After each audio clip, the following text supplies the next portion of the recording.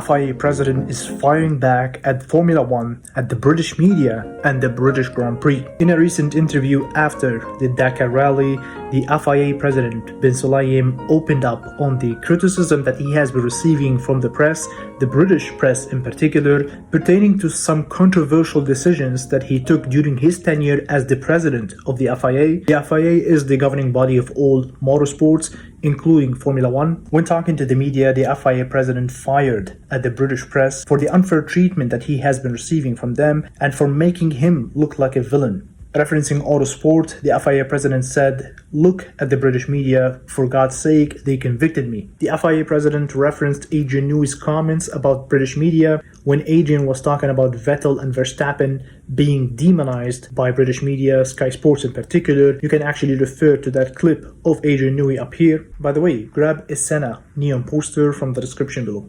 Some of these decisions includes banning F1 drivers from wearing jewelry during the Grand Prix. If you remember a few years back, Lewis Hamilton was targeted in that decision. Another one is pertaining to wearing underpants. The FIA president banned F1 drivers from going commando in the cockpits. Keep it tight, keep it safe. And most notably or most memorably is banning swearing, banning Formula One drivers from swearing.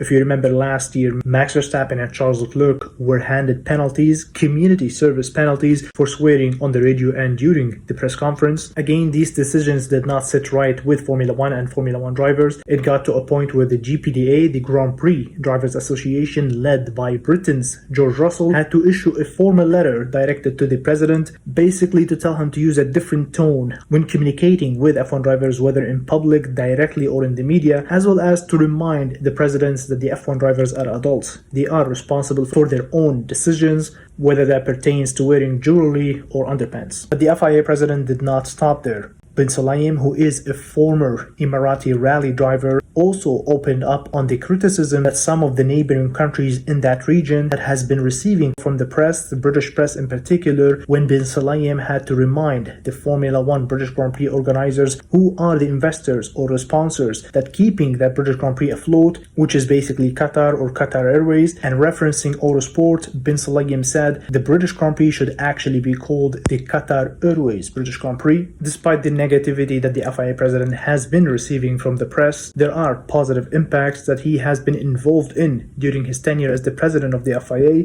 some of which include cleaning up the financial deficit that the FIA has been suffering from. He had implicated more safety standards in motorsports, but most notably is working closely with F1 in order to add an 11th team on the grid. And as we all know, Cadillac will be that 11th team in 2026. And of course, he's working closely with Formula One in order to govern the sport and make sure there is consistent refereeing across all Grand Prix. Ben Sulayem, who is entering an election year, is most likely to retain his position as the president of the FIA, as there is no competition from someone else to take over. During that same press conference, the FIA president admitted for making some mistakes or some controversial decisions, but he urged the press to actually talk to him and discuss with him instead of attacking him and making him look like a villain.